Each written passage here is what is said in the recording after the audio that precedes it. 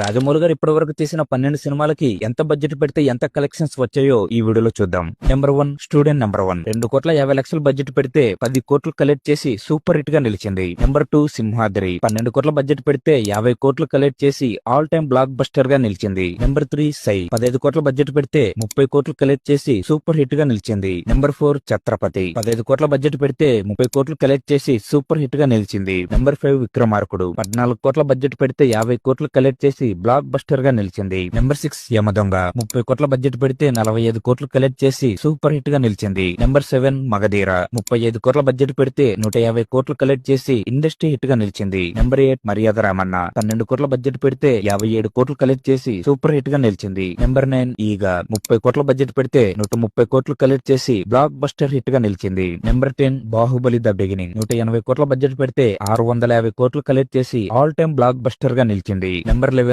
Baahubali the conclusion 250 కోట్ల budget పెడితే 1800 కోట్లకు పైగా కలెక్ట్ చేసి ఇండియా ఇండస్ట్రీ హిట్ అయింది. నెంబర్ 12 ఆర్ఆర్ఆర్ 550 కోట్ల బడ్జెట్ పెడితే 1200 కోట్లకు పైగా కలెక్ట్ చేసి బ్లాక్ బస్టర్ అయింది. నెంబర్ 13 ఎస్ఎస్ఎంబి 29 ఈ మూవీకి 1000 కోట్లకు దగ్గరగా బడ్జెట్ పెడుతున్నారట. మరి ఎంత కలెక్ట్ చేస్తుందని మీరు అనుకుంటున్నారు? కామెంట్ చేయండి. అండ్ వీటిలో మీ ఫేవరెట్ మూవీ ఏదో కూడా తప్పకుండా కామెంట్ చేయండి.